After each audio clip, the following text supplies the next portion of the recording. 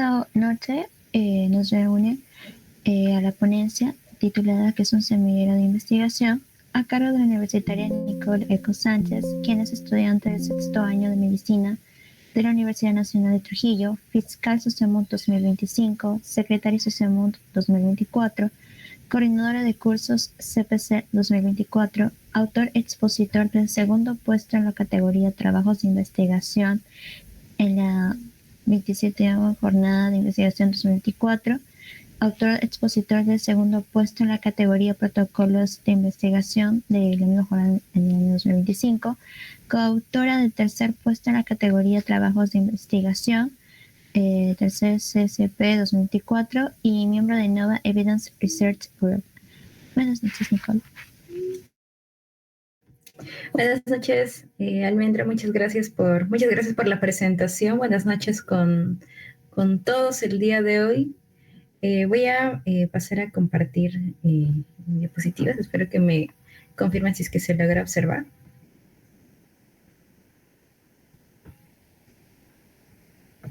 Sí, se observa. Bien, muchas gracias, Almendra. Bien, nuevamente buenas noches con todos. Agradecer la invitación del eje científico de Sociamund, tanto de CPC como de CPPC, para poder realizar esta ponencia de qué es un semillero de investigación. Bueno, esta ponencia complementa las ponencias ya vistas anteriormente, que han sido dadas tanto por nuestro presidente, Víctor Ludeña, como por nuestro vicepresidente, Luis Zabaleta. En este caso, justo se me realizó la invitación para poder hablar sobre qué es un semillero de investigación. Y bueno, más allá de hablarlo de una forma teórica, sobre cuál es la definición de semillero de investigación, creo que sería bueno iniciar recordando un poco por qué es que nos enfocamos tanto o buscamos tanto promover la investigación desde el pregrado, desde que somos estudiantes de medicina. Aquí, bueno, seguramente hay personas de distintos años de aquí de la carrera, y si bien es cierto que dentro de la currícula se lleva tanto investigación 1, investigación 2, 3, 4, así sucesivamente, no siempre se tiene el adecuado enfoque y muchas veces el estudiante de medicina tiende a alejarse un poco de la investigación, ya sea por distintos factores que también voy a mencionar a lo largo de la ponencia, pero aquí quiero empezar remarcando la importancia que tiene la investigación en pregrado. Es por eso que inicio la ponencia con la siguiente pregunta. ¿Por qué es tan importante la investigación desde pregrado? ¿No? Bueno, en general, uno conoce la investigación desde cuando ya está dentro de la carrera de medicina. ¿A qué me refiero? Es bastante raro, o bueno, en lo personal no he escuchado a alguien que esté postulando a la carrera de medicina y diga, no, yo quiero estudiar medicina porque quiero ser investigador. Muchos en realidad ya tienen sus propias motivaciones para estudiar medicina. Unos quieren ser cirujanos, quieren ser clínicos, ¿no? Entre otras opciones, pero es muy raro que alguien desde que está en su primer año de medicina o desde antes de empezar, mejor dicho, la carrera, diga, yo quiero ser investigador. Es durante el desarrollo de esta tan bonita carrera, valga decirlo, que en muchos casos descubren todo lo que implica la investigación. Y es por eso que, quiero mencionar cuáles son los beneficios que puede tener la investigación en pregrado de medicina. Obviamente la investigación en pregrado es necesaria para todas las carreras para poder generar conocimientos, pero al menos enfocándonos en nuestra carrera, en medicina, ¿por qué es que es tan importante? Bueno, tiene muchos beneficios. Investigación no se basa netamente en voy a hacer un artículo científico, voy a redactarlo y quiero publicarlo. No, va mucho más allá de ello. y vemos que nos va a permitir tener un desarrollo completo del estudiante de medicina. ¿Y esto por qué? Porque promueve, en primer lugar, promueve el pensamiento crítico. Una persona que le gusta la investigación siempre va a tender a cuestionarse las cosas, no va a simplemente recibir la información y dar por hecho todo, no. Durante alguna rotación seguramente se da cuenta de que hay por ahí el curso de una enfermedad es rara en un paciente y se puede decir, pero ¿por qué? A qué se deberá esto? O ve que a un paciente se le da un cierto fármaco y se le da y se complementa eso con otro fármaco y ven que puede y ven que tiene un efecto y uno entonces se pregunta, pero ¿por qué? ¿Hay alguna relación entre estos? ¿O por qué hay personas que tienen más riesgo de desarrollar una enfermedad que otras personas? Entonces, aquí el estudiante siempre, constantemente va a estar generándose preguntas, va a estar generándose problemas de investigación y es aquí que no simplemente se va a quedar con esa duda, no va a aceptar netamente la información que recibe por parte del doctor diciendo, bueno, si el doctor lo dice, entonces así será. No, uno siempre tiene que estar cuestionándose a qué es que se deben las cosas y si es que genera su problema de investigación, posteriormente va a plantear va a formular una hipótesis a partir de ello, va a querer explicarse a qué es que se podría deber entonces, ¿no? Que por decir las personas con obesidad tengan más riesgo de hipertensión, como seguramente se planteó esta interrogante hace mucho tiempo. Y es aquí que va a buscar resolver esa duda, resolver esa interrogante, para poder decir, sí, efectivamente, estas personas tienen mayor riesgo que estas otras, ¿no? ¿Qué más? Aparte del pensamiento crítico, esto también va a poder permitir el desarrollo académico. ¿En qué sentido? Uno va a estar va a estar constantemente llenándose de información para poder explicar justamente cuáles son esas dudas que tiene durante la práctica clínica, durante los distintos cursos que esté llevando el estudiante. Y esto le va a permitir leer y leer y leer muchos artículos para poder justamente absolver esas dudas. Entonces, obviamente, va a contribuir al desarrollo académico del estudiante de medicina. Otro beneficio, la parte de la medicina basada en evidencias. Es cierto que, bueno, a la larga, no todos los estudiantes de medicina y ya los médicos como tal desarrollan investigación. Por eso, de todas maneras, es muy necesaria. ¿Por qué? Justo por la parte de la medicina basada en evidencias. Es necesario que, en este caso, un médico pueda basarse en la literatura, en distintos estudios que ya han sido publicados, para saber qué tratamiento puede seguir para un determinado paciente. Y debe también, entonces, con los conocimientos básicos de investigación, poder diferenciar entre los distintos tipos de artículos que hay y saber cuál es el que tiene la mayor evidencia científica.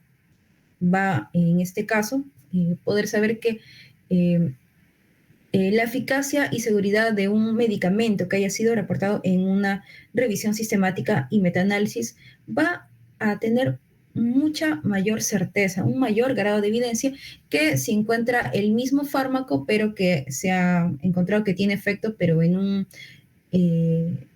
estudio experimental en ratones, ¿no? Por esa parte es de todas maneras necesario que desde que es estudiante de medicina para la resolución de sus casos clínicos, por ejemplo, puedan conocer entonces esta parte, puedan diferenciar entre los distintos tipos de estudios y saber cuáles son aquellos que tienen un mayor grado de evidencia, un mayor nivel de evidencia.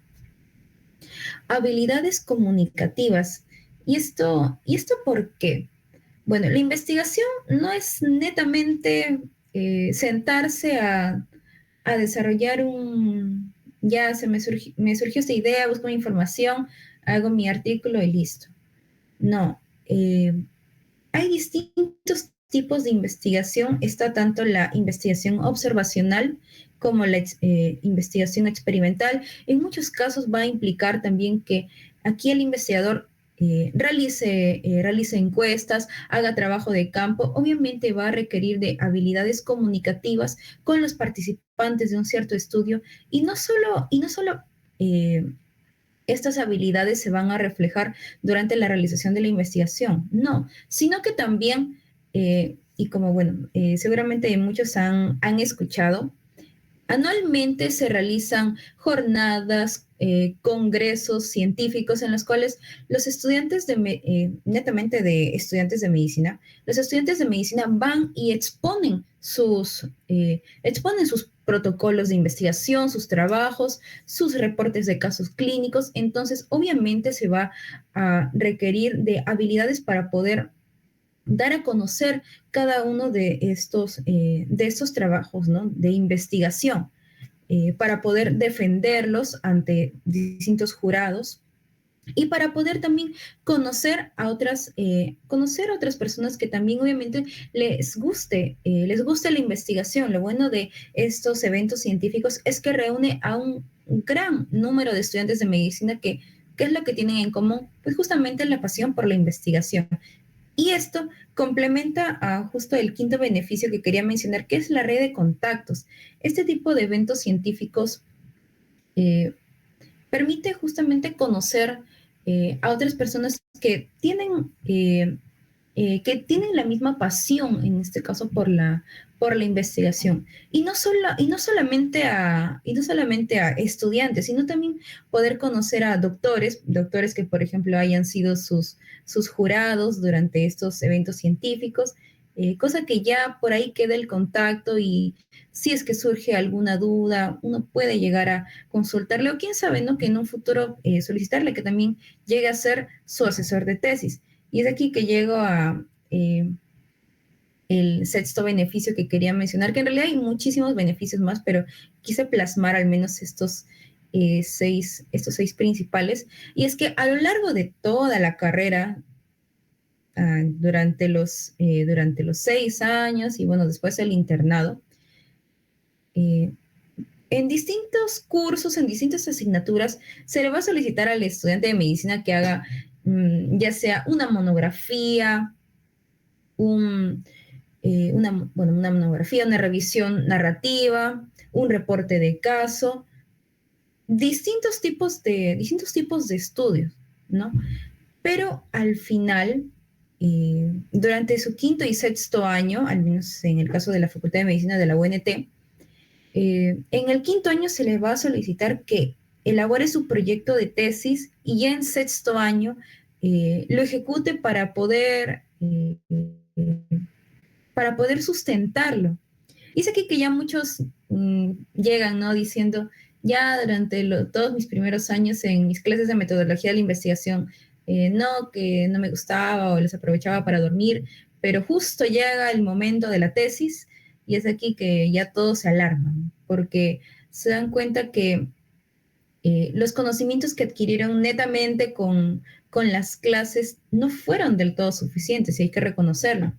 Entonces llegan a sexto año o desde quinto año, cuando quieren hacer su proyecto de tesis, se dan cuenta de que plantean su pregunta, pero no saben qué estudio elegir o cómo poder calcular su muestra, distintos, o cómo poder operacionalizar las variables.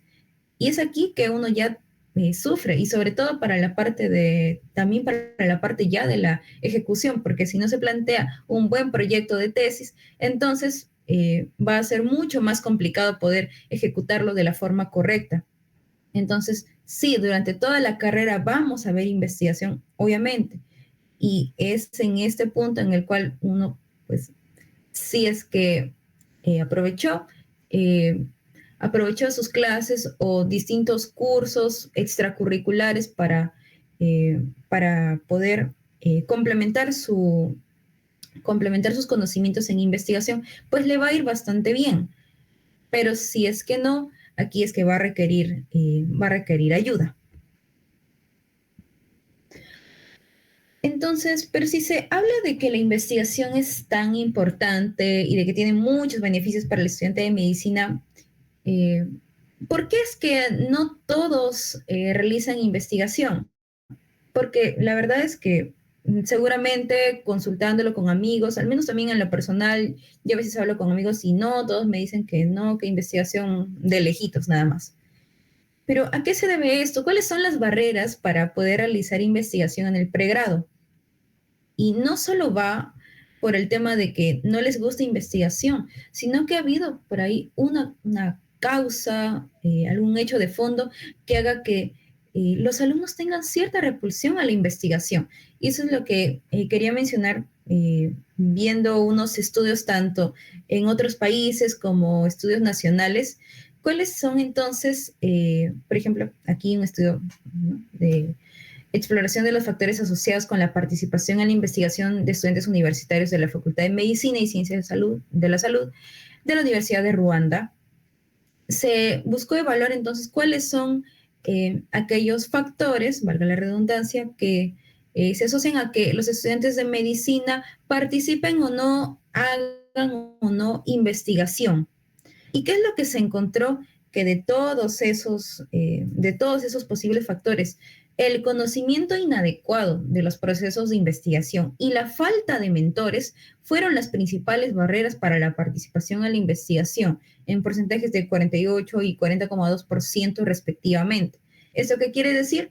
Que prácticamente la mitad de los estudiantes decían que no hacen investigación, no tanto porque no les guste, sino porque no saben cómo hacerla o porque no tienen a alguien que les pueda guiar para poder realizar investigación, ¿no? Además, bueno, ya de otras causas, pero estas fueron justamente las principales y si se puede observar justamente la falta de interés más bien fue una de las razones mínimas en realidad, ¿no? Pese a lo que a lo que se podría creer, ¿no? De que no hacen investigación porque no les gustan o por falta de interés. En realidad, esta fue una de las mínimas causas a comparación de las otras, ¿no? Como falta de conocimiento o falta de mentores. De igual manera, otro estudio realizado en este caso en Nigeria, en el cual también se buscó factores que afecten la participación de estudiantes universitarios en investigación médica, y es que aquí se reportaron múltiples barreras, pero ¿cuáles fueron las que tuvieron una mayor frecuencia? En primer lugar, bueno, la falta de financiación para investigación, esto sobre todo para la parte de ejecución, cuando se quiere realizar algún estudio experimental, ¿no? Falta de currículo de investigación y bioestadística, capacitación inadecuada en metodología de investigación, tiempo insuficiente y falta de supervisores profesionales y mentoría adecuada. Entonces, vemos que dentro de los factores más frecuentes, dentro de las barreras más frecuentes, nuevamente se repite, que es la capacitación inadecuada en metodología de la investigación, como la falta de mentores, lo que causa que el estudiante de medicina diga, "Mm, no, prefiero no realizar investigación".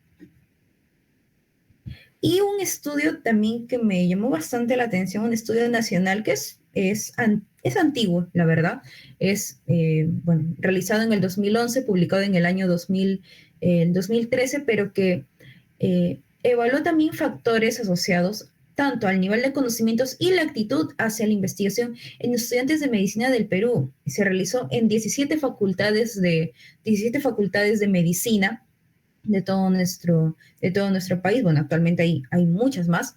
Y se encuestó a más de 1.500 estudiantes de distintas universidades peruanas.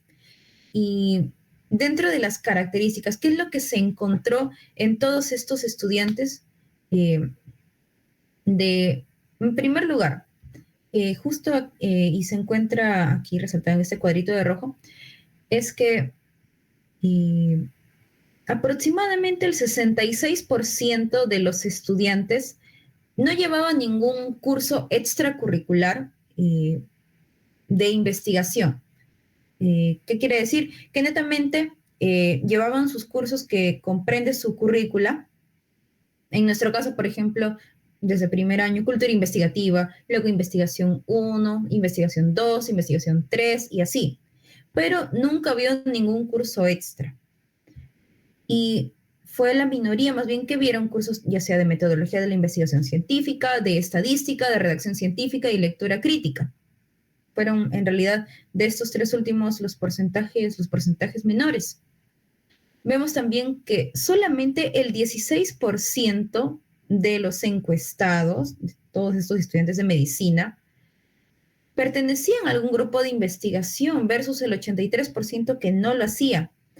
Y aquí también la parte llamativa de cuáles fueron las dificultades encontradas para hacer la investigación y,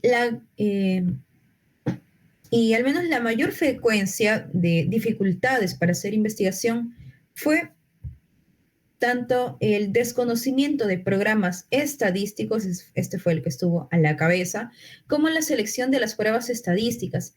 Y, y es la verdad, creo que eso también uno se puede dar cuenta a veces consultando, ya uno puede que llegue a hacer su problema, su hipótesis, plantea sus objetivos, establece sus variables de investigación, listo. Pero a la hora de hacer la parte de análisis estadístico dice, ¿y ahora qué hago? ¿Qué prueba? ¿Qué es el chi cuadrado? ¿Qué, o debería hacerte de student, ANOVA? Tal vez ninguna de esas pruebas. ¿Y cómo es que analizo mis resultados? Lo hago en Excel, hay otros softwares. Es aquí donde muchos de los estudiantes se pierden. Y esto se refleja en estos resultados publicados, ¿no? Eh, seguido de también la selección del diseño del estudio. Muchos ya, de igual manera, plantean sus preguntas, sus variables, pero dicen, pero ¿es un estudio de casos y controles o un estudio de cohortes? No son lo mismo. ¿Cuál es la diferencia entre uno y otro? Me conviene más hacer una revisión narrativa, una revisión sistemática. No son lo mismo. Es aquí que surgen todas esas dudas en los estudiantes de medicina y que al ver que puede resultarles complicados, prefieren decir simplemente, no, prefiero no realizar investigación. De igual manera, respecto al nivel de conocimientos, el 53% mencionó que tenía un conocimiento insuficiente de investigación, la mayoría, y el 62% tuvo una actitud inadecuada hacia la investigación. Entonces, vemos que no es un problema de ahora en realidad, es un problema que ya se viene, eh, que ya se ha presentado desde hace muchos años antes, estas barreras para poder realizar investigación. Y también vemos que no es un problema netamente nacional, sino que en otros países también se repite lo mismo y las causas son bastante similares. Esas barreras son muy, muy similares, tanto la falta de conocimientos como la falta de mentores. Sin embargo, vemos que este estudio, como había mencionado, es algo antiguo, es del año 2011. Ya han pasado muchas situaciones, obviamente, en el mundo, ha habido una pandemia, hay ahora muchas más facultades de medicina también. Pero la pregunta es, ¿qué tanto ha cambiado la realidad peruana respecto a la investigación en pregrado? ¿Se han tomado medidas para promover la investigación en pregrado? Bueno, en primer lugar, vimos cuáles son entonces esas principales barreras de investigación. Actualmente, bueno, para poder obtener el título de médico cirujano se requiere de la tesis y para el bachillerato se está solicitando un trabajo de investigación. Entonces, bueno, se podría decir que el Estado quiere que, como de lugar, el estudiante de medicina haga investigación. Pero ¿cuál es el problema? Que sí, ahora se le solicita más productos, se le solicita una tesis y un trabajo de investigación, pero ¿qué se ha hecho para poder derribar esas barreras? ¿Qué se ha hecho eh, mm, para que en este caso pueda adquirir un mayor número de conocimientos el estudiante de medicina o que se capaciten a los docentes que enseñan investigación en las distintas facultades de medicina para que pueda guiar de forma correcta al estudiante, pues en realidad no se ha hecho mucho respecto a eso. Y vemos que también es bastante, muchas veces es muy complicado que pueda cambiar la currícula respecto a los cursos de investigación que se llevan en las distintas universidades. Y esto hace pues que el alumno tenga esa repulsión muchas veces hacia metodología de la investigación, porque muchos docentes, ellos mismos suelen decir que no saben investigar, pero que sí figuran dentro de la plana docente de cursos de investigación. Y muchas veces como estudiantes no podemos combatir eso, no podemos tal vez combatir la currícula, bueno, si se puede, es un proceso un poco más complejo, pero entonces, ¿qué es lo que podemos hacer nosotros frente a esas deficiencias en la enseñanza de la investigación en pregrado de medicina? La idea tampoco es que uno se quede de los brazos cruzados y diga, bueno, no me enseñaron investigación, ¿qué voy a hacer? Ya la culpa la tiene mi facultad, la culpa la tiene mi universidad, que no me capacitó bien para investigación y si no me gusta la investigación es netamente por terceros. No es así, en realidad. Actualmente hay muchas formas para que uno pueda capacitarse en investigación y, y pueda progresar, obviamente, como estudiante de medicina y como médico a futuro, ¿no? Es aquí que entra la parte. Entonces, qué es un semillero de investigación? Bueno, un semillero de investigación en sí va a ser el espacio que va a fomentar, por definición, bueno, la cultura investigativa a través de la enseñanza activa y constructiva. ¿Y esto cómo lo va a hacer? Por medio de la participación real, controlada y guiada de los estudiantes. ¿Qué significa esto? Que muchas veces en nuestros distintos cursos que tenemos, el docente, bueno, en este caso el doctor, da la clase, uno apunta y acepta lo que el doctor dice. Pero en un semillero de investigación, en realidad no se busca que el estudiante sea netamente un ente receptor de información, sino que también participe, debata, diga, pero no, no, doctor, más bien yo, al doctor o mentor, asesor, en este caso la persona que le esté guiando, no, pero yo no creo eso, yo más bien pienso que se puede realizar este tipo de estudio, o pienso que se puede asociar más bien esta variable con esta otra, o no, eh, considero que se puede optar por otras covariables, por otro tipo de estudio en general. Aquí va a tener una participación el estudiante o la semilla, como se le podría decir, hablando de semillero de investigación. Este va a tener una participación activa. Y esa es la idea para que no solamente reciba información, sino para que también, por medio del debate, pueda contribuir a generar esa información.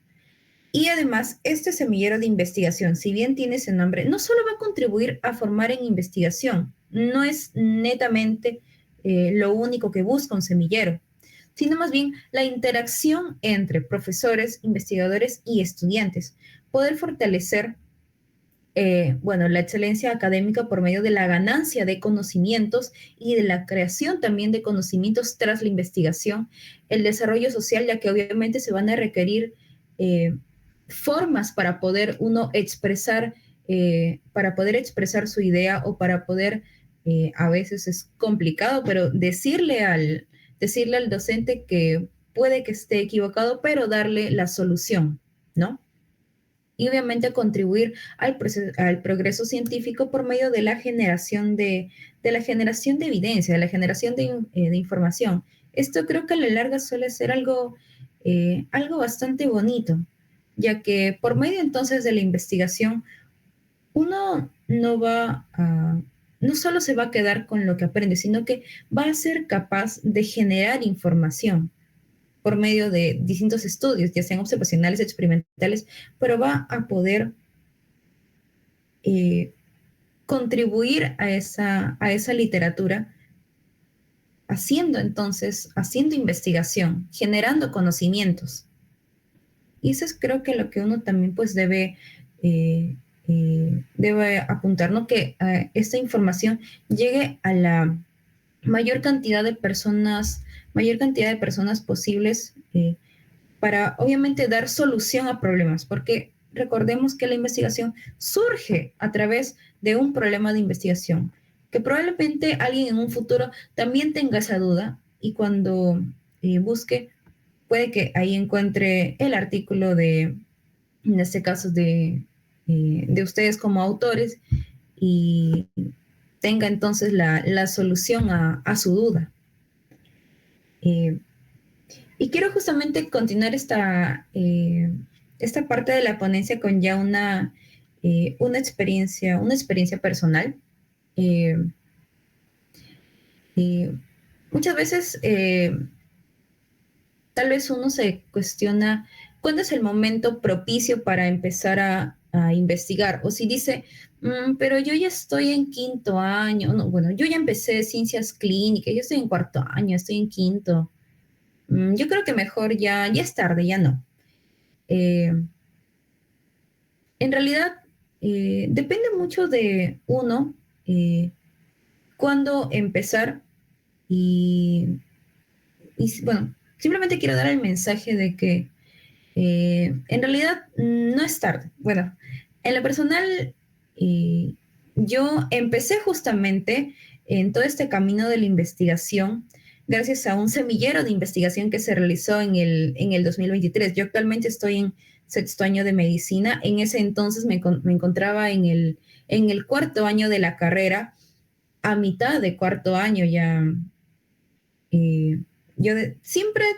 mm, tal vez en mis primeros años, y como a muchos seguramente les ha ocurrido, sí, estaba en las clases de investigación, me llamaba la atención, pero nunca tuve como tal un mentor, un docente que me motive a realizar investigación. Es más, muchos de los docentes en realidad desconocían sobre investigación, así que yo decía, pero bueno, sí me parece interesante, pero no tengo una guía. ¿Cómo puedo actuar entonces?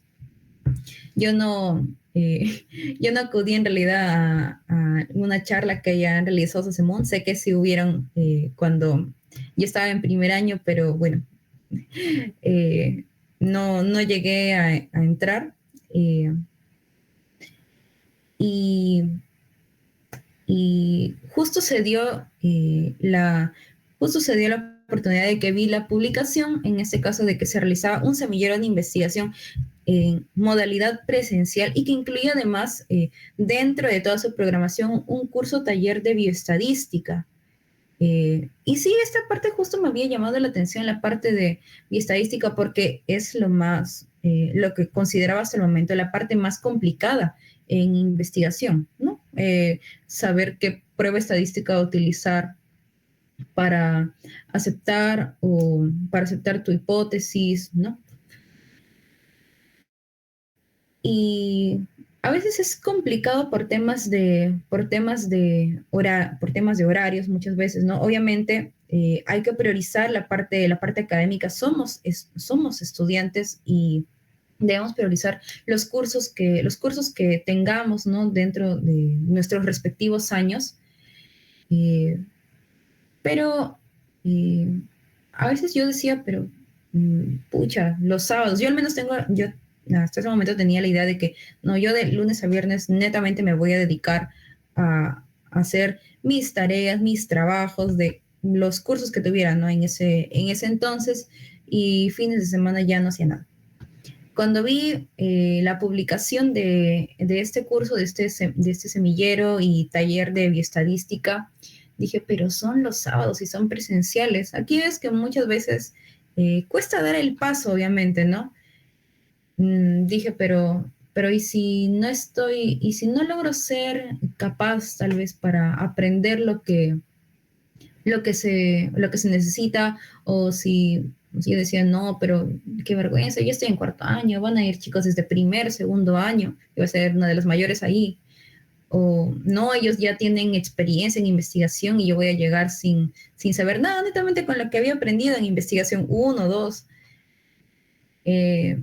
Obviamente entonces uno ya comienza tal vez en esos momentos a poner excusas, comienza a bloquearse, a creer que no es capaz de lograr lo que uno quisiera, ¿no?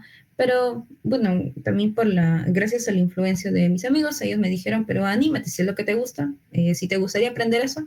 Y bueno, entonces decidí asistir a este semillero de investigación, el cual justamente fue dado en ese entonces por el past presidente de Sosemund, Jerry Benítez, y un asesor Sosemund, el doctor Mario Díaz Barrera, y organizado por el actual presidente de Sosemund, que en ese entonces era el director CPC, el estudiante Víctor Ludeña.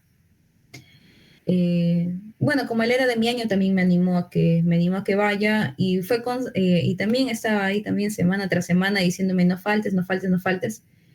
Y creo que fue un ambiente bastante bonito porque logré conocer a personas que conocían bastante de investigación, y eso es lo bastante llamativo de un semillero, que conoces a personas, en este caso tus mentores, tus asesores, que que te van a ayudar a que tú aprendas de investigación, tanto de una forma teórica como práctica, porque aquí también lo que se buscaba era obviamente no era netamente adquirir información, sino también realizar un producto, ¿no? Eh, entonces, sí me permitió conocer también a otros amigos que hasta la actualidad tengo dentro de Sosemund, y poder ahí ir intercambiando ideas.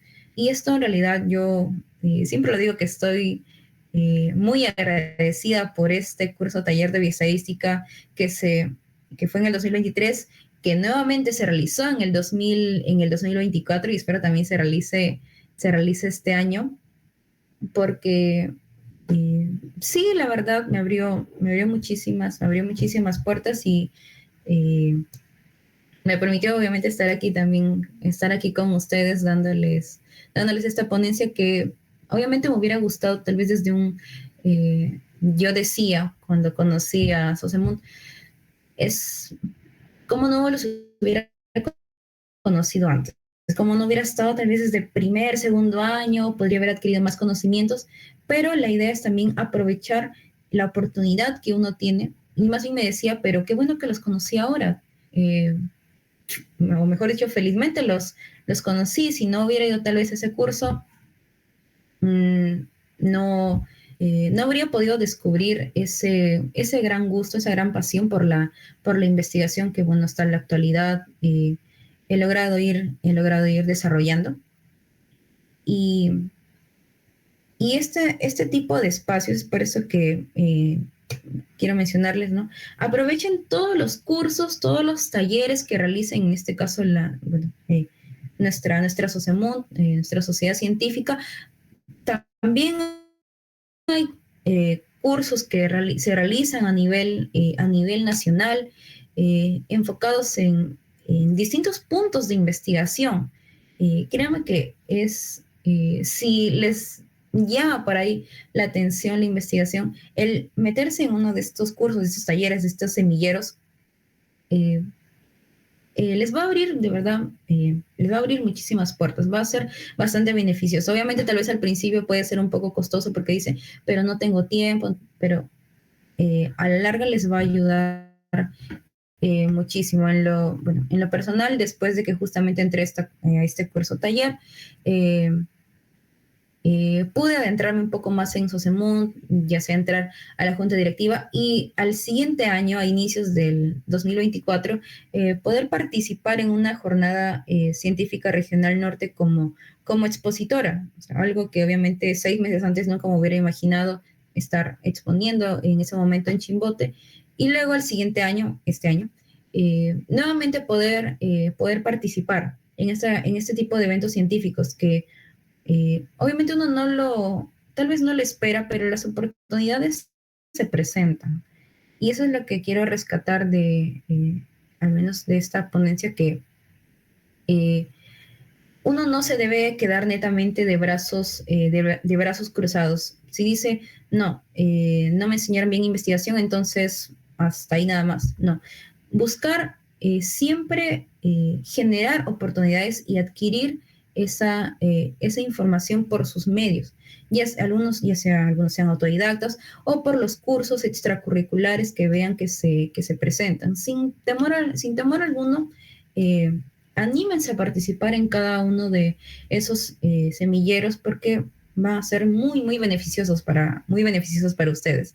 Y justamente quería culminar esta ponencia mencionando una frase de un autor, uno de mis autores favoritos, de Robin Sharma, que dice: el cambio es duro al principio, complicado en el medio y hermoso al final. Obviamente dar el paso cuesta muchísimo, eh, pero siempre vale la pena. Si es lo que a uno le gusta, si descubres que te gusta la investigación, entonces va a valer muchísimo la pena. Vas a tener muchos resultados positivos a la larga. Y eso era, bueno, todo lo que tenía preparado para ustedes. Muchas gracias.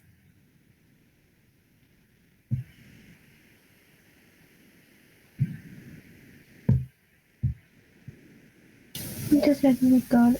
Si existe alguna pregunta o consulta, pueden hacerlo.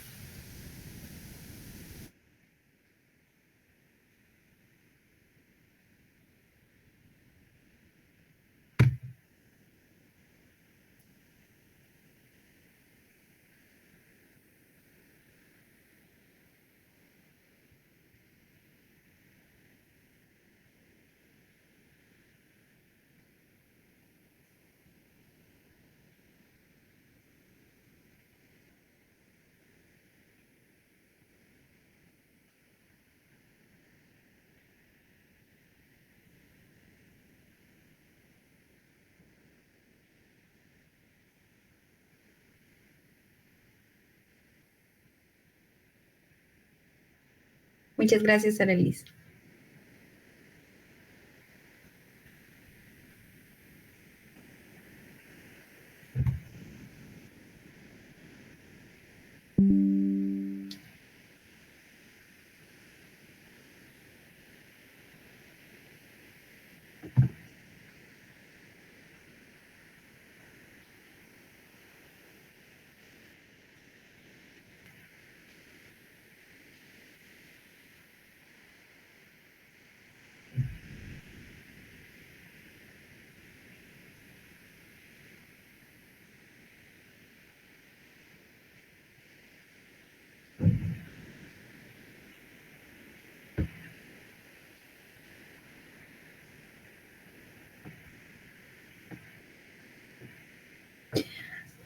Bien, a ver.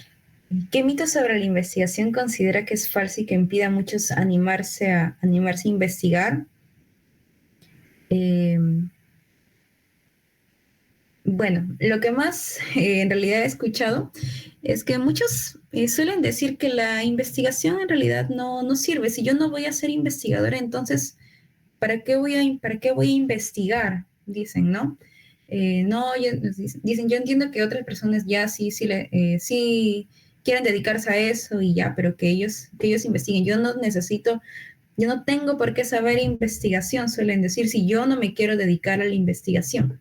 Como les mencioné, la investigación es en realidad necesaria, desde saber leer un artículo científico para poder empaparse de información que ya en este caso como médicos, saber leer ya sea, por ejemplo, una revisión sistemática y metaanálisis para saber qué fármaco, si es que el fármaco que están pensando emplear en su paciente va a tener va a tener eficacia, va a tener seguridad y pueden emplearlo en el paciente.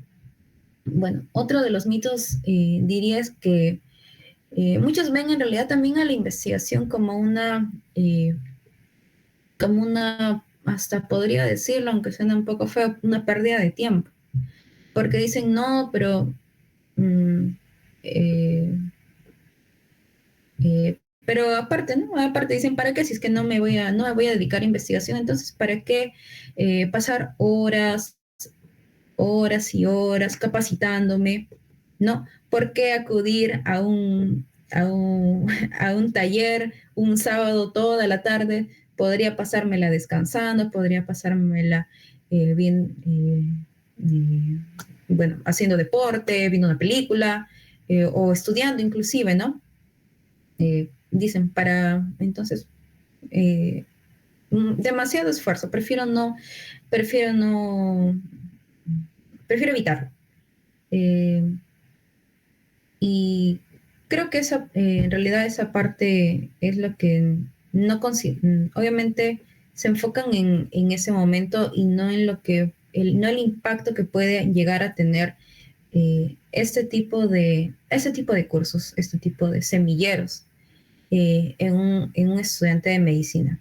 Había mencionado cuáles son entonces esos beneficios de investigar, que no es netamente hacer un artículo y publicarlo, es más, como tal, no lo había mencionado dentro de los beneficios, pero sí todo aquello que te puede sumar en tu vida académica, en tu futuro profesional y hasta en tu mismo entorno social. Bien, ¿qué habilidades puedo desarrollar en los semilleros?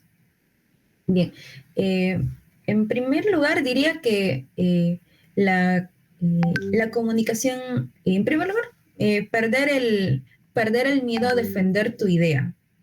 Eh, eh, eh, porque justamente dentro de un semillero, aparte de que obviamente se les da una parte teórica para que primero puedan conocer las generalidades sobre investigación, sobre los tipos de estudio, entre otros. eh, Tú también vas a en un momento proponer una idea de investigación y vas a tener que muchas veces defender, por ahí llegar con tu literatura de por qué es que te gustaría realizar eh, ¿por qué es que surge esa pregunta? ¿Por qué te gustaría realizar ese estudio? O muchas veces también la comunicación asertiva, el poder hacerle ver a la otra parte, inclusive en este caso al mentor, que puede que sí, obviamente tenga muchísimos conocimientos en investigación, pero tal vez por ahí hay algo que tú revisaste en tu literatura y que en realidad eh, tienes con qué apoyarte en tu idea, el comunicarle que tal vez puede cambiar en realidad esa idea o puedes hacerle ver, obviamente siempre con respeto, que tal vez no está bien lo que está diciendo en ese punto, sino más bien que tú has revisado y que encontraste otra cosa. Y también veo que me habían preguntado, eh, y bueno, además de las habilidades comunicativas, obviamente, y sociales, ¿no? Con los mismos tendrán la oportunidad de conocer a chicos de otros años, ¿no? Que también obviamente tienen el mismo gusto por la investigación. Y por ahí, quién sabe, formar sus propios grupos de investigación. ¿Con qué tipo de estudio podría iniciar si quisiera empezar como investigador? Bien, bueno, en realidad en los primeros años de la carrera uno suele ver más la parte de sí, suele ver, tal vez por ahí está más en laboratorio, ¿no? Al, por el mismo hecho de estar en ciencias, de estar cursando ciencias básicas. Eh, eh, pero el adentrarse tal vez en un estudio experimental, aquí sí se requiere, además de mucha pasión también para poder realizar ese estudio, se requiere de una guía adecuada, porque como podrán ver más adelante seguramente, la metodología es bastante rigurosa para poder realizar un estudio experimental. Eh, Y para la parte de estudios observacionales, estos suelen ser preferidos, por ejemplo, por los estudiantes que ya se encuentran cursando ciencias clínicas. Pero si se quiere empezar entonces en investigación, considero que se podría iniciar, por ejemplo, por la parte de, primero, eh, capacitarse en la búsqueda de información y la misma redacción, en la misma redacción científica, ya sea por medio de monografías, por una revisión narrativa, ¿no? Primero, ir adquiriendo habilidades en cómo ir redactando de forma correcta una introducción, por ejemplo, que es en lo que uno suele empezar, para ya más adelante ir viendo los otros tipos de estudio, ya sean observacionales, por ejemplo, eh, ir capacitándose ya en la metodología de un estudio de casos y controles, de un estudio de cohortes, y, y así, de esa manera, posteriormente ya pasar con la parte estadística hasta llegar a la redacción de una discusión. Pero tal vez para empezar, sobre todo para esta parte de buscar bibliografía, de redactar, eh, de gestionar referencias, se puede optar por la parte de una monografía, de una revisión narrativa. Pero obviamente esto va a depender mucho de cuál es el gusto, ¿no? El gusto del propio estudiante. Hay unos que tienen preferencia por estudios observacionales, otros más por estudios experimentales.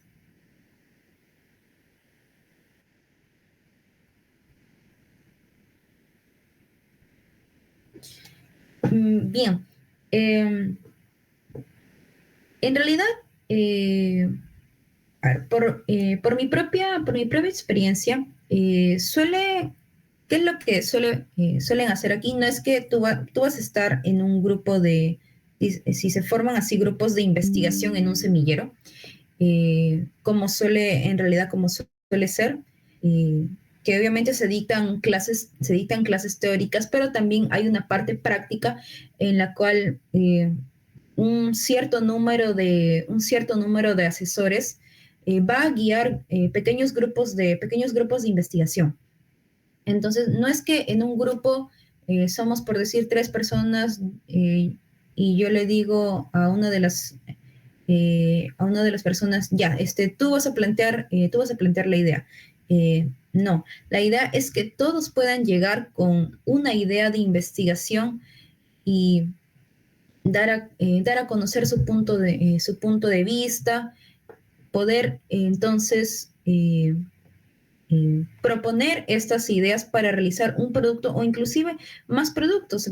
Quién sabe, se pueden quedar, si son tres, hasta con las mismas, hasta quedarse con las tres ideas y hasta podría realizarse en paralelo estos estudios.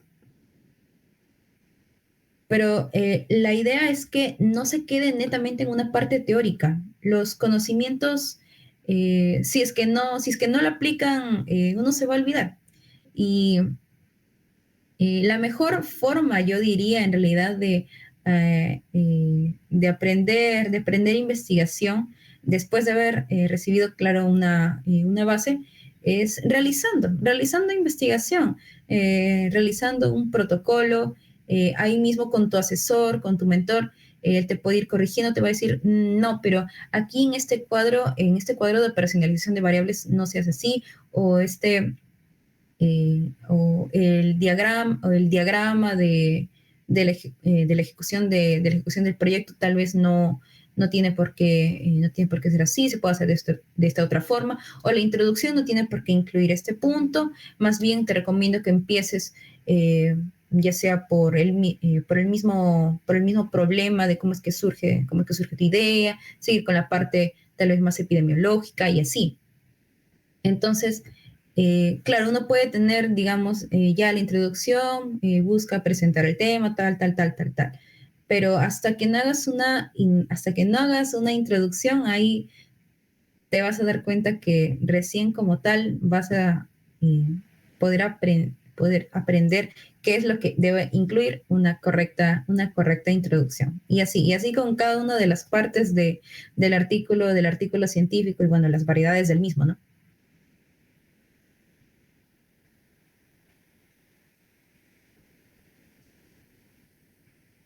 ¿De cuántas personas puede ser integrado un grupo? Eh, bueno, en realidad esto es bastante variable. Yo he visto, y bueno, grupos de investigación que eh, pueden ser, eh, pueden ser en realidad bastante amplios, pero yo recomendaría que mm, puedan ser, por ejemplo, de hasta unas 5 personas. Pero esto, como les digo, es muy variable. Depende mucho de el tipo de investigación. Si es un estudio experimental, probablemente se requieran de un mayor número de personas. Así se realiza, por ejemplo, un reporte de caso en el cual, como solamente se va a ver un caso clínico, tal vez no se requieren de tantas personas, por ejemplo, ¿no?